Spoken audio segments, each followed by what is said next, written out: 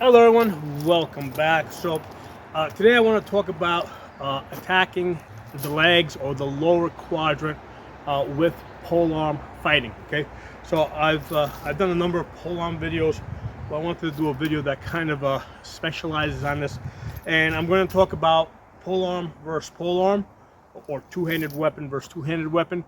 I'm going to talk about polearm versus a shield, and I'm also going to talk about polearm versus any two-weapon form. Okay, so when it comes to attacking the legs with a pole, okay, the issue with attacking the legs is, first of all, the distance going across is shorter than the distance diagonal. Okay, so that's one of the risks, or something that we got to be aware of. That from here, like, I can reach that tree over there, but down here I fall short. So the issue there is that as we're attacking somebody's legs, what they can do is they can just step back and then basically just hit us in the head. Okay, so that's the risk. Okay, now for that reason, lots of people that fight with either pole arms or two-handed swords, like, almost never attack the low legs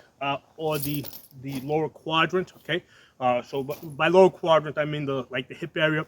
So my thinking is that it's not something that I think that you want to do frequently. Okay, because people are going to turn that around on you. They're going to take advantage of that distance relationship. But it is something that you want to have in your bag of tricks, because for the reason that everybody kind of knows that, hey, attacking the low legs or the low quadrant is dangerous, right? They don't expect you to do it. So anytime people don't expect you to do something, it opens up the opportunity for you to do that thing. Okay, so, like, it's not something that I want to do regularly. I don't want it to be something that people expect me to do, but it is something I want to be able to do. Okay, so the way I will do it, right, usually from a high guard, where I'm basically pointing this towards the face, right? From there, what I'm going to do is I'm just going to basically just drop the head of the pole. Now, as I do this, I'm basically covering my head. Now, I may end up coming short, right? Because if I extend my arms fully, I get more reach. Whereas if I'm like this, I lose even more reach. Okay, but a lot of times if I'm attacking that lower quadrant, it's actually not meant to hit anything. A lot of times I'm just kind of targeting their gauntlets, right? Because that's going to basically kind of catch them off guard. They don't know that I wasn't really intending to hit them, but they are going to block it. They're going to start thinking about that lower quadrant. They may shift their guard to defend that lower quadrant, and now that's going to open up opportunities. So against another polearm, okay, the primary way that I use attacking the lower quadrant, okay, is really as a fake or distraction. All right, so if I'm here, I'm kind of out of range, I'll just drop. Okay, maybe I hit him, maybe I don't, right? Maybe I'm out of range. From here, I am blocking my head. What they're probably doing now is they're probably looking at the head of my axe, which is low, or maybe they're attacking my head, in which case it's blocked. And from here, I'm in a prime position to just basically follow up with a thrust, okay, or I can follow up with a cut to that side, right? But from here, I can flip it over, and I'm ready to cut there. Now, again, what I do depends on what they will do, okay? But it's going to open up new opportunities, because a lot of times with two-handed weapon fighting, right, whether it's pole arms or two-handed swords, all the fighting, all the attacking, all the defending is up here. There's like almost nothing going on down here. And by occasionally threatening that lower quadrant, okay, that's gonna open up new lines, because they're going to guard that lower quadrant. They're most likely gonna do something, right? Because if they don't do something, I mean, this can also turn into a low line thrust. Okay, so that's the other possibility. So here, and it's really easy. I'm just kind of letting that head drop. Okay, I'm just letting that head drop. So that kind of like self-powers the shot. Okay, and I'm kind of like rotating on my arm here, so I can very easily bring this around. So I'm in a position to attack 3 quadrants. I can attack here, I can attack here, I can attack here. So by dropping it here, I can come back and attack on the left side, right? Or I can come back and I can just attack the same side, you know, up high. So, you know, or from here, I can come up to a thrust, you know, either a low line thrust or a high line thrust. It just opens up a lot of opportunities. So it's something that you want to practice, you know, both on a Pel, introduce it into a fight, see how your opponents react, and you know, and just build around it, you know. And like I said, it doesn't necessarily have to be a shot that's going to kill, or I even expect it to kill. A lot of times, especially if I want to play it safe, I can basically bring it into the gauntlets, right into their hands here, where I'm really not expecting to get a hit, even if it hits their, you know, even if it hits their gauntlets. That's not going to count for anything. But again, that's going to open up new opportunities. Okay, so something for you guys to work in, and it's really easy cut, right, from here, right, regardless what kind of a guard. Even if you take a high guard, you're just dropping it. You're defending your head. Okay, you might, you know, when you're defending your head like that, you're gonna shorten your reach even more. But it's really not costing you that much, and like I said, it's opening up new opportunities, you know, to attack different areas. Okay? Now, so that's it. That's against a polearm, right? How about against the shield? So against the shield, now there's different rule sets out there. Okay, in some rule sets, they don't hit above the. Basically, all the hits have to be above the knee, right? In some rule sets, in other rule sets, the entire lower leg is a target area up to the ankle. So there's different rule sets out there. In some rule sets, one good blow is a killing blow. In other rule sets, you got to get 3 consecutive blows, or 3, or a total of 3 blows. And this is important, right? Especially against a shieldman, because from the perspective of the shieldman, I mean, what's the shieldman trying to do? The shieldman wants to come in, basically stuff your weapon with his shield, right?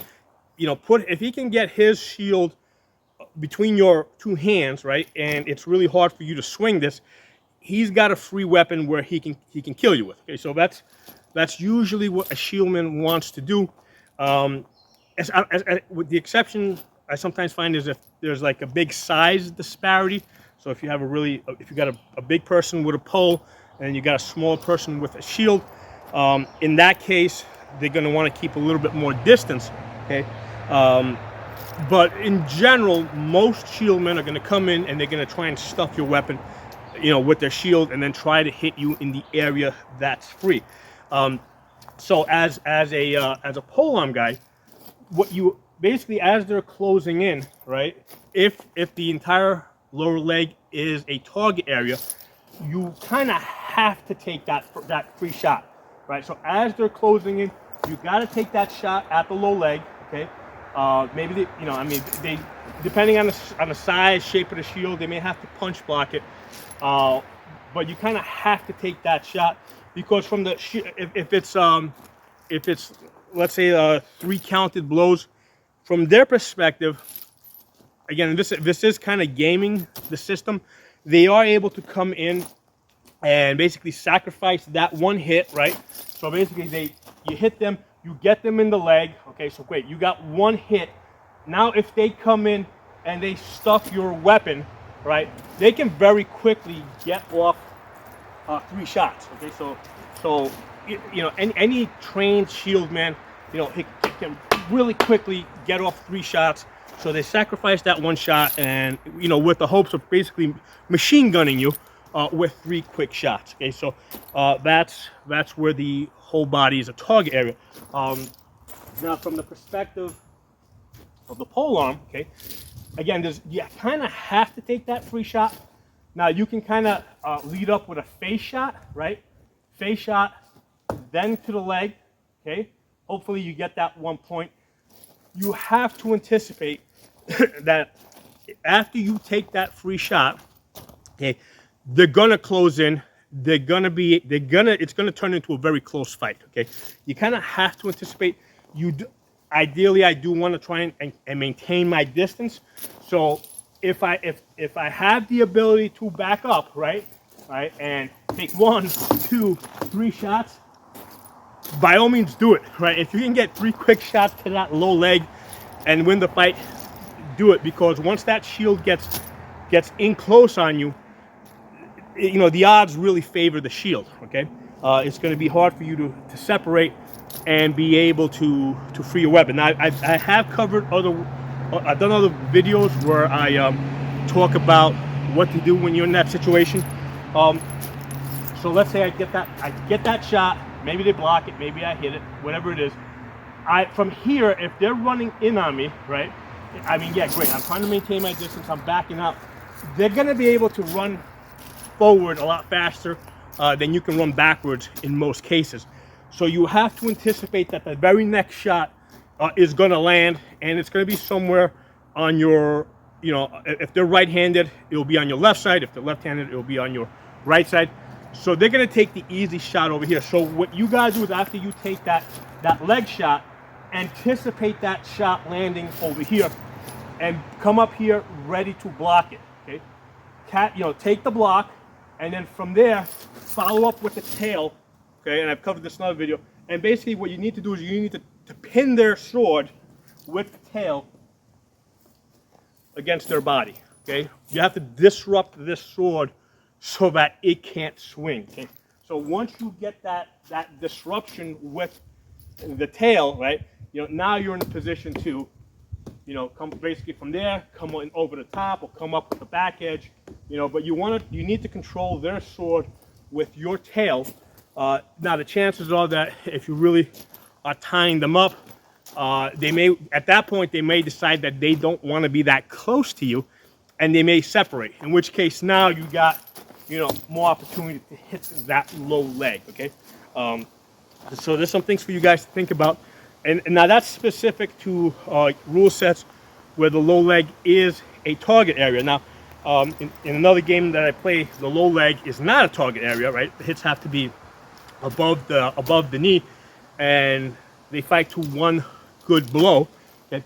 So what that does is now it takes away the shieldsman's ability to sacrifice that 1 hit, right? Because you can't hit him below the knee, but if you get that hit, basically, you know, it's either lagged or it's a killing blow, depending, you know, sometimes they do two blows to the leg, whatever it is, but that blow is really going to count, right? That's going to either knock them out of the fight, immobilize their leg, whatever it is. So they need to block that leg. They cannot sacrifice that hit, so they're going to be a lot more conscious about blocking that leg. So aside from that, now we're back to the, you know, as soon as they close in, get that tail in play. Use that tail to basically control the weapon, right? Maybe even push it down, and now you're in a position to come over the top. And the nice thing about, like, polearms, especially the type that have an axe head, this has a little bit of depth, so this can reach behind the shield, right? So it's possible for them to block this with the shield, and maybe you still get that hit. And so again, I've covered other videos about fighting. I've done other videos about fighting with polearms against shield. I just kind of wanted to focus on that one aspect of attacking the legs. Now, in the rule set where the hits have to be above the knee, right? Usually they're gonna have that leg pretty well covered from the front, okay? But if you can get just to the side a little bit, right? Especially if they have like a heater shield or a kite shield, something that comes down to a fine point. That's where, like, you know, if you can get to the side, you've got a little bit, you know, I mean, there's a good chance you're going to get that leg behind the shield. And what I'll usually do in that case is open up with a thrust to that side, then step off to the side and take that leg, okay? So the combo is, as they're coming in, thrust there, and then from there come back to your guard, because they're gonna throw over here, right? If you don't knock them out of the fight, you can anticipate as soon as you throw that leg shot, or for that matter, as soon as you throw any shot, right, that's blocked, there's an incoming blow, and the shieldman is going to take the easiest shot, because against the pole there's just so much that's open, so it's not likely they're going to go to this side over here, to the off side. Most likely it's going to be something on this side over here, so you can kind of anticipate where that shot's going to land. Okay, so thrust, one of the benefits there is that they might blind themselves, right, as they defend that block.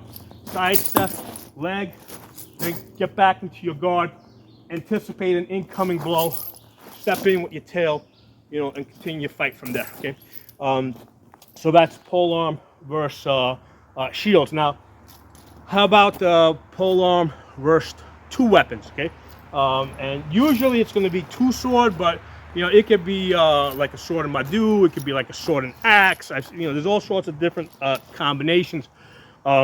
So, you know, anytime you have a guy that has a sword, right, even like two of these, I mean, these are very thin and they're fairly short. The thing that they're most susceptible to, right, the thing that they kind of fear the most is the thrust, okay? That thrust is extremely effective, and, you know, a lot of times if you catch this up high, this has the ability to push that tip back. Now, with the two sword guy, against the polearm, they pretty much need to block with the forte, right? So they're trying to block from here to here. This is the area that they're trying to block with, okay, when they have two weapons. So again, this is where we can use those the leg cuts to open up opportunities, right? Because regardless of whether if the attack is coming up here, they got to block high, right? Even if it's a thrust, they gotta block with this, right? Even if they got two weapons, a lot of times they'll double them up like this, but they need to block with this part here, because this part is going to give too much. So if you're either cutting or thrusting, right, up here, they got to bring the forte up here. If you're cutting or thrusting down here, they got to bring the forte down here, right? So wherever you're attacking, this is the part that they got to block with, where they've got some strength. So again, if you're only attacking up high or thrusting up high, they can just keep their weapons up here and they don't have to worry about going down there. If you show them, right, if you know, especially if you open up with a guard like this, where you are basically aiming this right at their hip. And one of the nice things now about the two swords, because they got the shorter weapon, right, we can basically do a thrust, but we don't have to worry about blocking our head, because they can't reach our head at max distance. So we can use our max range and basically go straight into the hip area, okay? And that's not going to force them to bring their swords down to try to block, okay? So same deal with that. From this low line thrust, you know, I can turn that, I can threaten low, threaten high. There's the leg cut. Maybe it never even makes contact, and that's fine. That's one of the things that you need to practice, right? So from here, right, no contact, thrust high, right? No contact, cut high. No contact, cut high, okay? No contact, cut high. So practice no contact, right, where I actually whiff, right? So that can be part of your drill, where you don't make any contact. Get used to that, okay? And from there, practice going into your next cut, okay? Because now, you know, now they've got to defend everything from here all the way down to there. And like I said, they have to use this part of the sword. So now this part of the sword got to be here, it's got to be here, it's got to cover a lot of area. Okay, so that's the, you know, that's using the leg cuts against a two weapon person. Now if you get somebody that has, let's say, a Madu, or basically, let's say, anything where, because here, this is the weak point of this, right? So if you hit this up here, this thing's gonna move. Here, I can turn my body into it, right? Into the cut, so I'm a lot stronger here. Here, even if I turn my body into the cut, this is just gonna snap back. Well, if you've got somebody that's holding this upside down, or whatever it is, even if it's something that, here you can see that the weak part is down here, right? So now again, if they wanna block the leg, they need to bring this part down low, right? Because if they just try, like again, like if they're fighting another sword and shield guy, yeah, maybe they can use this part to block a sword cut. But against the pole, they have to get this area down there so they can block that. So and maybe they're aware of it, maybe they're not. If they're not, let them know. Let them know. What I mean by that is let them know by hitting them down there, okay, right? And as soon as you hit them with a pole, right, because now this is a mass weapon,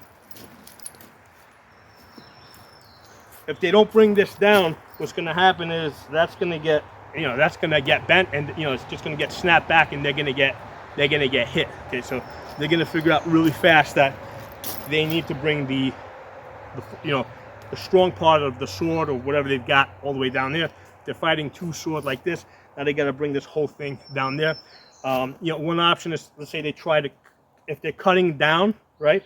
Again, they can't. It's really hard to cut down against the pole and block it with this part.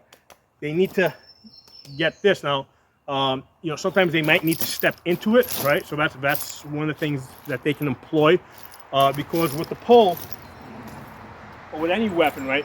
Like once this thing starts moving here, this has picked up a lot of momentum, right?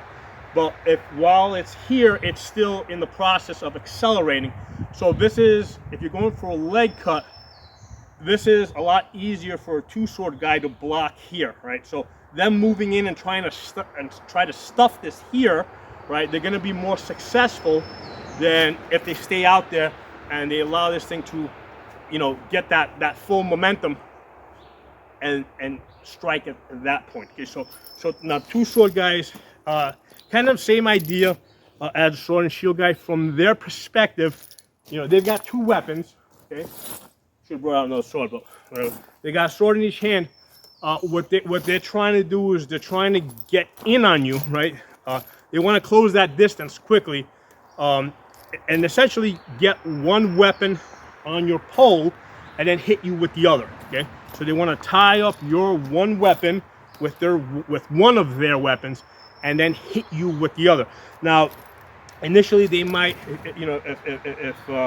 if they think there's a really strong incoming blow, they might double up the two swords.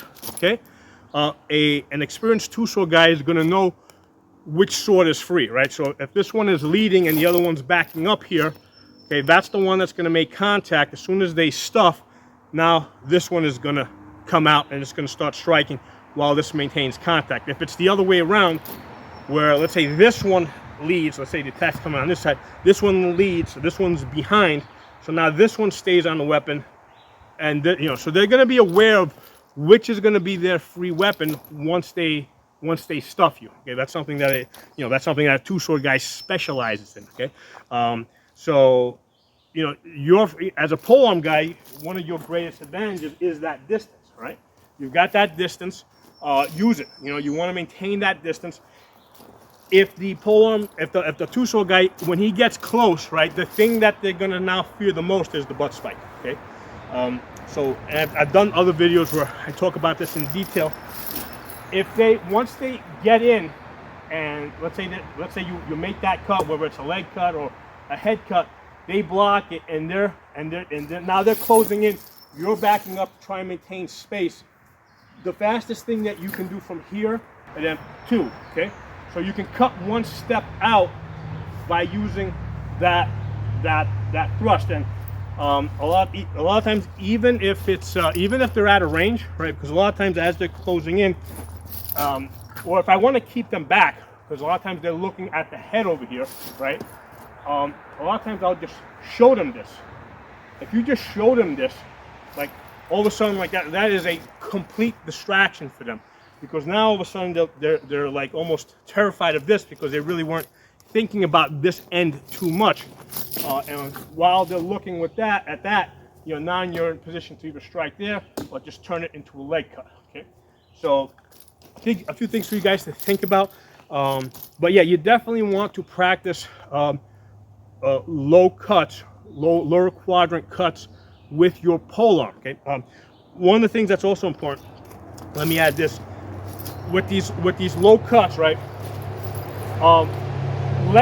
Don't try to stop the motion with your muscles. Okay, so for example, from here, like because remember that mass has head. If I try to stop this here, that's really torquing my bicep a lot, and with polearm, I find that it's very easy to torque your bicep if you're trying to like stop it or bring it back or misdirect it. So with polearms, again, I did a separate video on this. What I want to do is I want to let this go all the way out. So the only thing that's going to stop the motion is either the opposing weapon or my, basically I'm going to fully extend my arms, and that's going to stop it. Basically, my arm is going to come to its natural extension. Okay, I'm not going to try and stop this midway. Okay, so that I think I have found that that's a really important thing to just be aware of. Don't try to stop the motion midway, because that is going to torque the crap out of your bicep. So let this go all the way, and then from there you can, redirect.